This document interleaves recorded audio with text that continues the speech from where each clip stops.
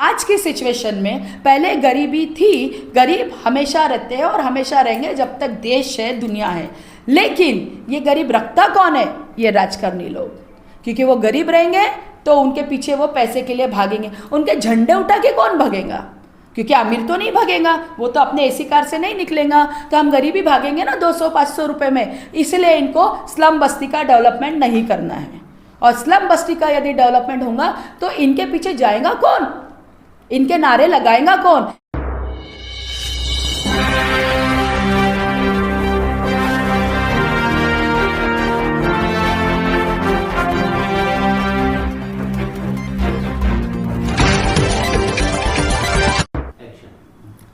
जय भीम, नमस्कार। मैं अलका प्रशांत पोपटकर 56 पश्चिम नागपुर से उम्मीदवार हूँ। हमारा चुनाव चिन्ह है गैस सिगड़ी, जो कि हर एक घर की आज मूलभूत आवश्यकता है। और बिना गैस सिगड़ी से के अभाव में सबका पेट खाली रहने वाला है। तो हमें बहुत खुशी हुई है कि हमें महिलाओं से जुड़ी हुई जो हमारा चुनाव चिन्ह है वो महिलाओं से जुड़ा हुआ मिला है। इसको लेकर हम बहुत खुश हैं और सारी हमारी जो महिला है वो भी काफ़ी खुश है और बड़े उत्साह से वो उसका प्रचार कर रही है, सिगड़ी का, गैस सिगड़ी का। पोपटकर मैडम, आप किन मुद्दों को लेकर जनता के बीच में जाएंगे?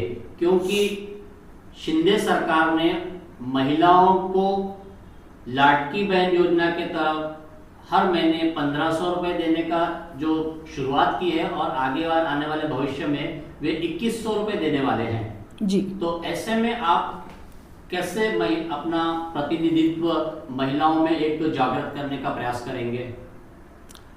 सबसे पहले तो मैं आपके न्यूज़ के माध्यम से ये कहना चाहूँगी, हमारी प्यारी महिलाओं को, हमारी बहनों को, हमारी माताओं को, कि ये जो प्रलोभन जो सरकार ने दिया है, ये प्रलोभन है कि अपनी गद्दी को बचाने का एक जरिया निकाला है महिलाओं के थ्रू।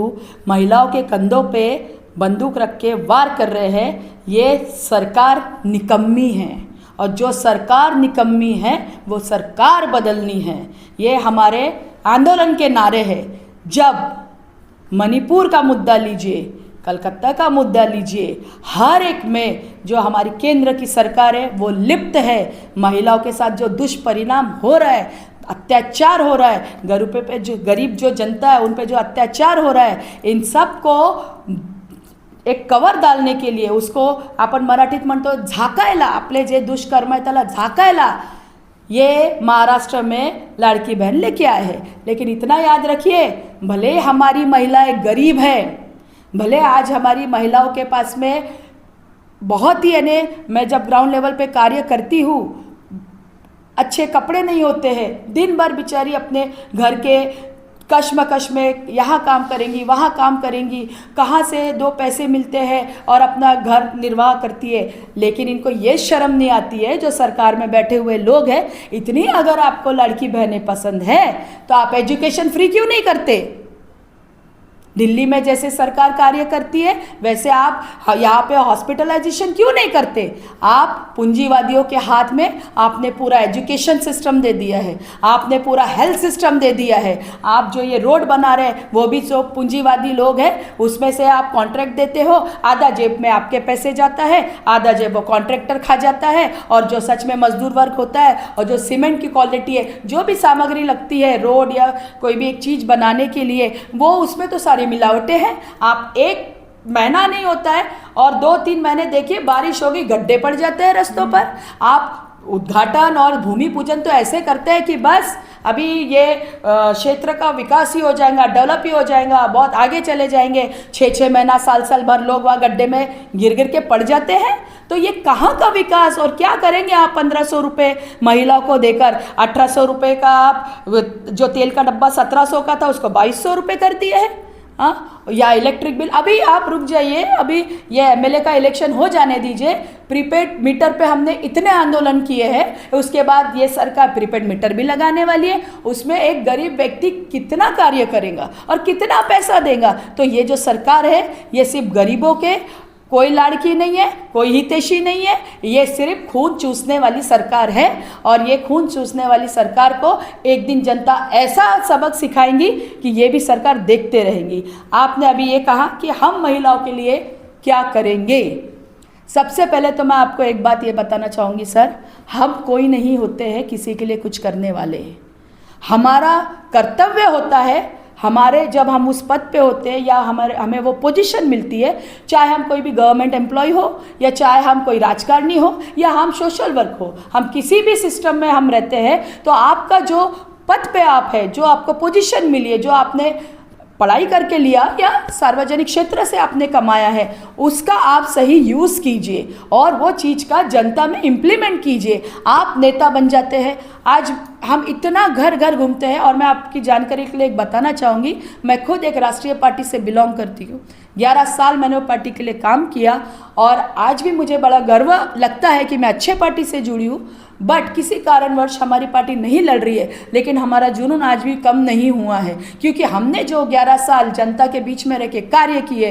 कोरोना में हमने 100-150 लोगों के ऊपर गरीब घर में बस्तियों में जा जाके हमने किट बांटा है। मैंने खुद रात भर बैठ के मैंने किट बांटा है। 150 के ऊपर लोगों के लिए इलेक्ट्रिक का प्रॉब्लम होता था, हमने उनका वो प्रॉब्लम सॉल्व किया है। हमने जनता के लिए हर एक आंदोलन किया है। गटर नाली भरने पे हम तहसीलदार साहब से झगड़ा कर करके हमने महिलाओं के लिए उनके 10,000 जो गवर्नमेंट ने रखा था उसके कार्य किए। आप बताइए, महिलाओं पे इतना अत्याचार हुआ, कौन सा यहाँ पे नामी खामी जो नेता है, पश्चिम विधानसभा बोलिए या नागपुर की कोई भी विधानसभा बोलिए, कौन से नेता ने संविधान चौक या वैरायटी चौक पे जाके आंदोलन किया है? एक कैंडल लगा लेने से उस महिला की आबरू कोई वापस नहीं आ जाएंगी। अरे आज हम भी महिला है, हमारी भी बेटियां हैं। जब मणिपुर का किस्सा या कहीं का भी किस्सा आप सुन लीजिए, तो क्या औरत महिला क्या सिर्फ ये हवस का शिकार होने के लिए है कि क्या दिखाना क्या है इनको कि जो शांति का जो मार्ग हमारे बाबा साहेब ने, हमारे भगवान तथागत बुद्ध ने हमें जो दिया, तो क्या ये हाहाकार मचाने के लिए ये भारत देश का उद्धार करेंगे? तो हमें ये समझना चाहिए कि महिलाओं को भी एक रिस्पेक्ट मिलना चाहिए, महिलाओं की भी एक गरिमा है, और महिला है तो घर परिवार समाज सबकी जो आन बान शान है वो बनी रहती है। ऐसी ही महिलाओं को देवी और शक्ति नहीं कहा जाता है। हर धर्म में, हर जाति में महिलाओं का सर्वोच्च स्थान होता है। तो महिलाओं के लिए हम जो भी कार्य कर सकते हैं हम वो जरूर करेंगे। विगत 3 सालों से महाराष्ट्र में एनसीईआरटी की रिपोर्ट है कि 1 लाख महिलाएं और लड़कियां लापता हुई है। वो कहाँ गई अब तक पता नहीं चला, और सरकार भी उसे खोजने में असफल रही है। इसके बारे में आप क्या कहेंगे? जी सर, सबसे पहले तो हम ये कहना चाहेंगे कि जो अभी सरकार बैठी थी, उनके जो गृह मंत्री है, तो पुलिस डिपार्टमेंट जो है वो गृह मंत्रालय के अंडर में आता है, महाराष्ट्र के राज्य के। तो सबसे पहले उनकी ये जिम्मेदारी है कि अपने राज्य में क्राइम कहाँ बढ़ा है, क्यों बढ़ा है, उसको कैसे कम किया जाए, या उस पर क्या हम विचार करके क्या योजनाएं ला सकते हैं। बट इनको अपने 50 खोखे ही नहीं संभले हैं, इनको अपने एमएलए एमपी से ही नहीं संभले जा रहे हैं। तो ये कहाँ हमारी महिला जो घूम गई है, जो गुमशुदा है, इनको कहाँ से, इनके पास कहाँ फुर्सत है जनता के लिए? आप बताइए। इनको दिल्ली, इनको महाराष्ट्र, इनको अपना गद्दी, इनको हम कैसे पैसा खाए, हम अपने गद्दी को कैसे संभालें। अभी नगर सेवक का इलेक्शन है, अभी एमपी का इलेक्शन है, अभी एमएलए का इलेक्शन है, और बस उसी दायरे में ये गुंते हुए रहते हैं। तो इनको कहाँ से पता चलेगा कि क्राइम क्या बढ़ गया है, बेरोजगार कहाँ है, लोग हाहाकार क्यों मचा रहे हैं, चोरी चपाटी क्यों हो रही है? क्यों? क्योंकि ये जो नेतागण हैं, इनको कोई लेना देना नहीं है कि जनता में क्या तकलीफ है। एक दिन जनता में आप आए। अच्छा, आज मैं अभी प्रचार से ही आ रही हूँ, सुबह 7-8 बजे से प्रचार में हम लगे। सब जगह मैंने माननीय हमारे जितने उम्मीदवार हैं सबके बड़े बड़े बैनर, पोस्टर, साउंड सिस्टम सब कुछ देखा। वो सब रास्ते में यहाँ से भोंगा बज रहा, वहाँ से भोंगा बज रहा है। क्यों भाई?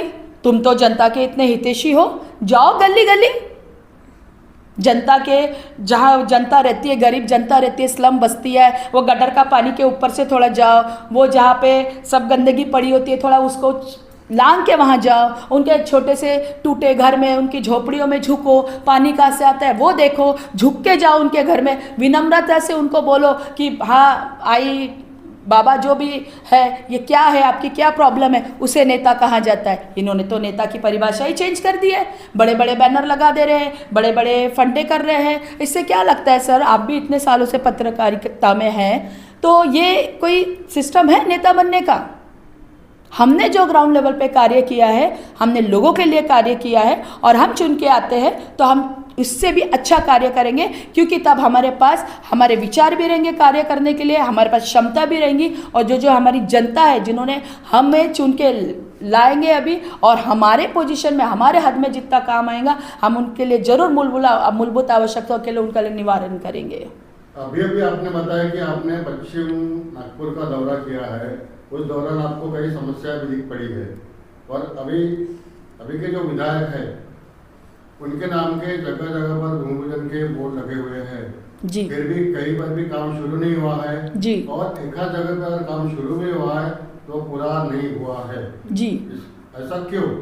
सर मैंने अभी तो आपको जवाब दिया कि इनको अपनी गद्दी संभालना है, उसके ये सुबह उठते मेरी गद्दी कैसे बचे रही, ये रात को सोते तो मेरा पोजीशन कैसा बना रहा। तो इनके पास जनता के कार्य, समाज कार्य करने के लिए इनके पास में टाइम कहाँ है सोचने के लिए? आप ये समझिए ना, इनको लगता है जनता ने हमको चुन के दे दिया, अभी हम राजा बन गए, और ये प्रजा मरे, भूखे मरे, रास्ते से गिरे, ऑटो से गिरे, कुछ भी हो, हमको कोई लेना देना नहीं है। और बात है अभी पश्चिम क्षेत्र की, तो आप देखिए दक्षिण पश्चिम में जाइए, वहाँ लगता है आप सिविल लाइन्स में आ गए। क्यों भाई? हमारे पश्चिम क्षेत्र के लिए क्या यहाँ के एमएलए को फंड नहीं मिलता है? कहाँ जाता है वो फंड? सिर्फ आप रास्ता बना लेते हो, रास्ता तो आपका नेशनल मुद्दा था, फिर भी अभी एमएलए का मुद्दा क्या है आपका? आपने क्या किया है? विकास कहाँ है आपका बताइए? अभी हमारा गड्डी उद्यान का ये खलासी लाइन का रोड है, यहाँ से शक्ति नाला जाता है, मैं हमेशा 10 दिन में 15 दिन में 4 बार मंगलवारी जोन में जाके डेपुटेशन देती हूँ। सिविल में जाते हैं, वहाँ बताते सर खूब कचरा झाला है, वो सर मरी हुई वहाँ पे बिल्ली पड़ी होती है, हम 5 से जाके वीडियो बनाते हैं, 2 दिन हमसे खाना नहीं होता, हम बीमार हो जाते हैं। तो ये सारे कार्य किसके हैं? अभी से प्रचार में निकले हैं, इसलिए वो पूरा गटर के बाजू का जो है कचरा वो पूरा उठा हुआ है, नहीं तो 2 दिन क्या सर, एनी टाइम कचरा पड़ा होता है। तो आप जनता को पागल ना समझिए, जनता सारी चीज़ें देखती है, और जिस दिन जनता अपने ऊपर ये इलेक्शन ले लेंगी और समझ जाएंगी कि हमको पैसे वाले नहीं चाहिए और ऐसे धोखेबाज और झूठ बोलने वाले नहीं चाहिए, हमको ये लाडी गोडी करणारे अजून आम्हाला हे लॉलीपॉप देणारे लोक नहीं पाहिजे, बहिष्कार करेंगी जनता, तभी ही इन एमएलओ का इस तरीके के विचार करने वाले एमएलए और जो भी राजकारणी लोग हैं, तब ये जब फुटपाथ पे नीचे आएंगे, ऊपर से जब ये नीचे गिरेंगे, तब इनकी अक्ल आएंगी कि हम अगर जनता के लिए अच्छे कार्य करते तो शायद आज जनता हमें समझती और आज हमें बना के रखती। लेकिन अभी जो मैं घूम रही हूँ, और 10-11 साल से हमने भी राजनीति में थोड़ा बहुत कुछ सीखा है, कुछ जनता से सीखा है, कुछ अपने बड़े बुजुर्गों से सीखा है, कुछ राजकारणी लोगों के अनुभव से सीखा है, और खुद की आंखें खोला है और कान खोल के हमने ऑब्जर्वेशन किया है, एनालिसिस किया है कि क्या राजनेताओं का काम होता है, हमारे विधायक सभा में जो जीत के आए उनके कार्य क्षेत्र क्या होते हैं और उनको किस तरीके से कार्य करना चाहिए। तो ये अभी जनता को अनपढ़ गंवार ना समझिए, अभी जनता की आंखें खुल गई है, और अभी जनता कहती है कि हमें हमारा जो भी विधानसभा में हमारे विधायक है वो हमें काम करने वाला चाहिए, वो हमें हमारे बीच में बैठने वाला चाहिए, वो हमको समझने वाला चाहिए, वो जनता के मूलभूत आवश्यकताओं को कैसा निवारण करे। ये सारा नेता के गुण अभी उनको देखना है, और हम चुन के आते हैं तो हम ऐसी मिसाल रखेंगे ये पश्चिम नागपुर में कि पश्चिम नागपुर को देख के नागपुर क्या पूरे महाराष्ट्र के लोग बोलेंगे कि पश्चिम नागपुर जैसा डेवलप करो, और यही नारी शक्ति है, और ये नारी शक्ति जरूर करके बताएंगी। अलकाताई, आने वाले 20 तारीख को महाराष्ट्र के विधानसभा चुनाव की वोटिंग है, ऐसे में अगर आपसे पूछा जाए कि आपका मैनिफेस्टो क्या है, आप महिलाओं के लिए और युवाओं के लिए क्या करेंगे अगर जनता आप पे भरोसा करके आपके गैस सिगड़ी को जिताती है? तो सबसे पहले सर 25 साल से मैंने सोशल वर्क में कार्य किया है। मेरा कलिका कलेक्शन के नाम से ड्रेसेस कपड़ों का भी शॉप है, मैं खुद एक टेलर भी हूँ, और मैंने 10-15 महिलाओं को रोजगार भी दिया और काफ़ी महिलाओं को सिखाया कि बिज़नेस कैसे किया जाता है, व्यापार कैसे किया जाता है। मैंने अपने बिहाफ पे उनको मशीन लेके दिया कि आप अगर 50 रुपये भी रोज़ के कमाओगे तो अपना घर दर चलाओगे। तो ये जो देखो, हम किसी को ना बैसाखी मत बनिए, उनको एनालिसिस कीजिए कि वो क्या कर सकते हैं। क्यों? क्योंकि हर एक महिला और हर एक युवाओं के जो उनकी जो रिक्वायरमेंट होती है वो अलग अलग होती है।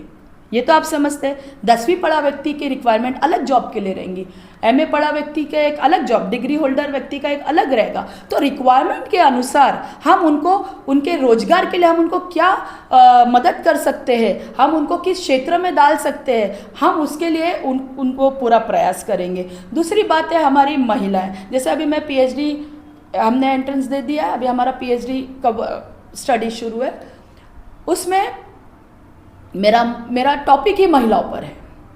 तो महिलाएं एक घर में भी कार्य करती है, बच्चों को भी संभालती है और अपने घर में सब अच्छी हंसी खुशी रहे, इसके लिए महिला दिन भर संघर्ष करती है, 2 पैसे कमाती है, अपने घर लेके आती। क्यों?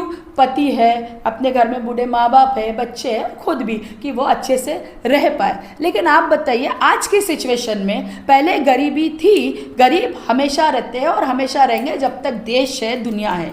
लेकिन ये गरीब रखता कौन है? ये राजकारणी लोग, क्योंकि वो गरीब रहेंगे तो उनके पीछे वो पैसे के लिए भागेंगे। उनके झंडे उठा के कौन भागेगा?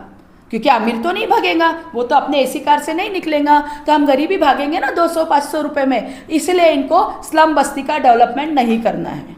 और स्लम बस्ती का यदि डेवलपमेंट होगा तो इनके पीछे जाएगा कौन, इनके नारे लगाएगा कौन? इसलिए सबसे पहले बात तो ये जो नामी इगामी और जो कभी धरातल पे नहीं आते, इनको नहीं समझ में आता है। हाँ ठीक है, आप भी कहीं से निकले होंगे, लेकिन जब आप भूल कैसे जाते हो कि अगर आप भी कोई कंडीशन से, संघर्ष से निकले हो और आज आपको परमेश्वर ने, भगवान ने आपको नवाजा है और आपको उस पद पे रखा है, तो आप उसका इम्प्लीमेंट आपके नीचे के लोगों को क्यों नहीं करते? उसकी भलाई, उसका कुछ तो श्रेय दो आप गरीबों को भी और अच्छा कार्य करो। तो ये वो वहाँ जाके बस उनको एक ही लोभ हो जाता है, हम कहाँ से पैसा कमाए, सत्ता में अभी है 5 साल में 50 साल का पैसा कैसा कमा के रखे, बस यही उनको उनके माइंड में रहता है। शायद ऐसा मुझे लगता है, हम तो किसी के बारे में बोल नहीं सकते, बट जहाँ मैंने 10-11 साल देखा है वहाँ से तो मुझे ऐसा ही लगता है। अंत में आप जनता से क्या आह्वान करना चाहते हैं? मैं अंत में यही कहना चाहती हूँ कि आप किसी भी पार्टी का व्यक्ति होने दो, राष्ट्रीय पार्टी हो, निर्दलीय हो या जो भी अन्य, आप राष्ट्रीय पार्टी है करके उस व्यक्ति को हमें जिताना है या वोट देना है, ये भी गलत बात है। और एक अपक्ष व्यक्ति है और ये अपक्ष में क्या कर लेगा और वो तो जीत नहीं सकता है, ये जो सोच जो समाज में लोग में फैला हुआ, सबसे पहले तो ये बहुत गलत धारणा है, ऐसा मुझे लगता है। क्यों? क्योंकि अगर पार्टी है राष्ट्रीय और वो उम्मीदवार अगर उस काबिल नहीं है तो वो क्या जनता की सेवा करेंगे? हम एक पार्टी को देखते हैं, अंधों के समान हम उसके पीछे जाते हैं, लेकिन वो व्यक्ति उसके लिए बराबर जो पद होना चाहिए उनका, वो उसके लिए एप्लीकेबल नहीं होते। जो अपक्ष खड़े हैं, अपक्ष में आप ये सोचते हैं कि अरे ये क्या कर लेगा व्यक्ति, लेकिन अगर उसमें ये क्वालिटी है नेता की और वो जनता के बीच में रह के अगर जनता के मुद्दे लेता है तो जरूर जनता ने उनके लिए भी सोचना चाहिए। तो ये जो धारणाएं अपने अपने बना के रखे, ये बहुत गलत बात है। तो मैं यही कहना चाहूँगी कि हाथ जोड़ के सबसे विनती है कि आप पार्टी देखिए, वो ज़रूरी है क्योंकि मुद्दे होते हैं राष्ट्रीय के और राज्य के, लेकिन वो उम्मीदवार के भी कार्य देखिए, उनको आप एनालिसिस कीजिए। दूसरी बात मैं ये कहना चाहूँगी, हर एक व्यक्ति कहता है नहीं इलेक्शन लड़ रहे हैं तो 50 लाख तो चाहिए, तो 10 लाख तो चाहिए, तो जो भी है, तो गरीब व्यक्ति कहाँ से लाएगा भाई? और अगर वो रास्ते पे या आंदोलन या काम कर रहा है जनता के बीच में, तो वो हमारा टाइम तो पूरा जनता के बीच में जाता है। पुलिस स्टेशन है, NMC है, मंगलवारी जोन है, जनता के गडर है, तो ये है वो है, सारे नाना प्रकार के प्रक्रिया होती है। फिर हम नौकरी और पानी धंधा कैसे करेंगे? सही है? तो फिर कहाँ से हम पैसा भी कमाएंगे और जनता के लिए काम भी होंगे। दोनों चीज़ सर साथ में नहीं हो सकती। हमने सिर्फ जनता के लिए कार्य किया है, 7-8 साल से बिल्कुल तन मन लगा के कार्य किया है, तो हम वही लेकर आज जनता के बीच में आए हैं। और मुझे एक बिल्कुल विश्वास है कि जनशक्ति के सामने धन शक्ति जरूर नीचे आएंगी और नारी शक्ति जिंदाबाद। धन्यवाद।